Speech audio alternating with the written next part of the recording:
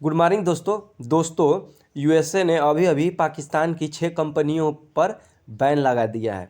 तो दोस्तों आज हम इस न्यूज़ का संपूर्ण विश्लेषण करेंगे कि आखिर यूएसए ने पाकिस्तान की 6 कंपनियों पर बैन क्यों लगा है।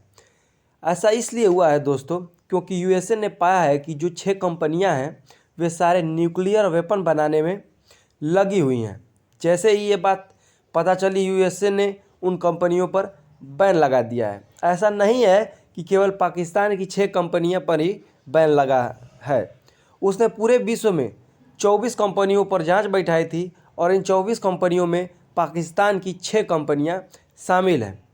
इसके अलावा Russia, Latvia, Singapore, Switzerland and UAE की भी कंपनियां शामिल है जो कि न्यूक्लियर वेपन बना रही थी। तो इन पर क्या हो रहा था, बैन लगा दिया गया। किसके द्वारा? यूएसए के द्वारा। दोस्तों रसिया की कंपनियों पर जो बैन लगा है वो समझ में आता है कि रसिया वेपन बना रहा था। कौन से? परमाणु वेपन बना रहा था, न्यूक्लियर वेपन बना रहा था। कारण है क्योंकि रसिया इस समय यूक्रेन के लिए थ्रेट है और व्लादिमीर पुतिन ने बार बार कहा है कि अब ऐसा हो सकता है कि हमें परमाणु बम का इस्तेमाल करना पड़ जाए। तो समझ में आता है कि रसिया ऐसा कार्य कर सकता है, पर यह कार्य पाकिस्तान द्वारा किया गया है। तो पाकिस्तान ऐसा कार्य क्यों कर रहा है? देखिए दोस्तों, पाकिस्तान की कंपनियां न्यूक्लियर बम इसलिए बना रही हैं क्योंकि उनको पैसे से मतलब है। पाकिस्तान एक ऐसा देश है जो पैसे के लिए कुछ भी कर सकता है। तो इस समय पाकिस्तान में एक समय प्राकृतिक आपदा आई थी और इस समय भूखमरी चल रही है। पाकिस्तान की इकोनॉमी पूरी तरह से चौपट है।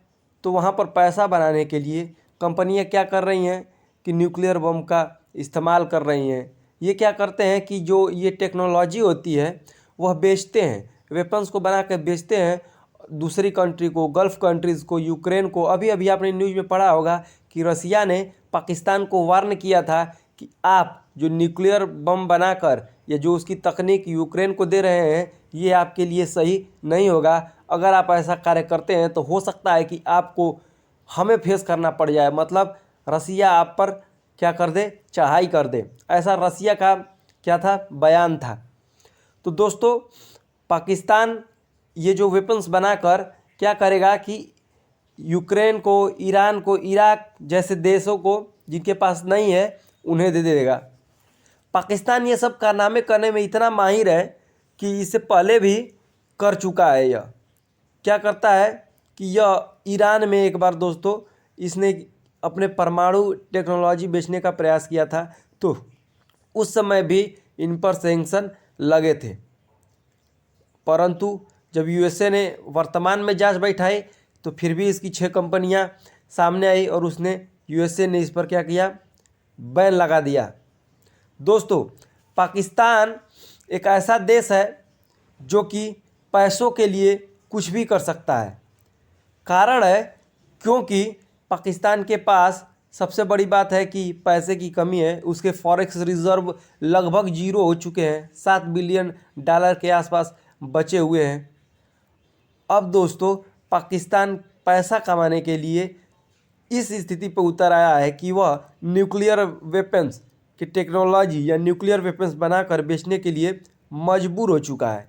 जब यह बात यूएसए ने जानी तो उसने पाकिस्तान को साफ तौर पर कहा कि पाकिस्तान बहुत ही घटिया कंट्री है, बहुत ही गंदी कंट्री है जो कि अपने लाभ के लिए विश्व को खतरे में डाल सकती है।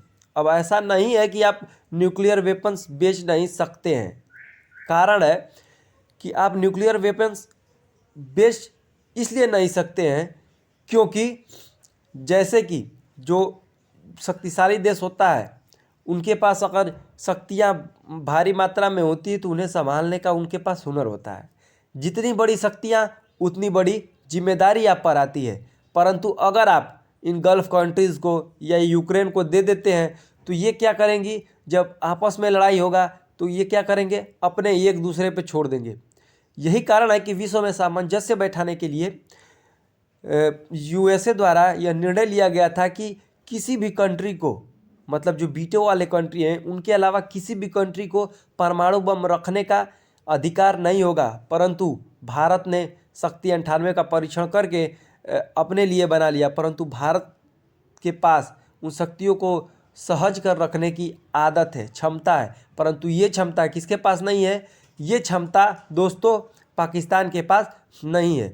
वो पैसों के लिए कुछ भी कर सकता है। यही कारण है कि पाकिस्तान की 6 कंपनियों पर बैन लगाया गया है यूएसए द्वारा। होप करता हूँ दोस्तों आपको यह विश्लेषण अच्छी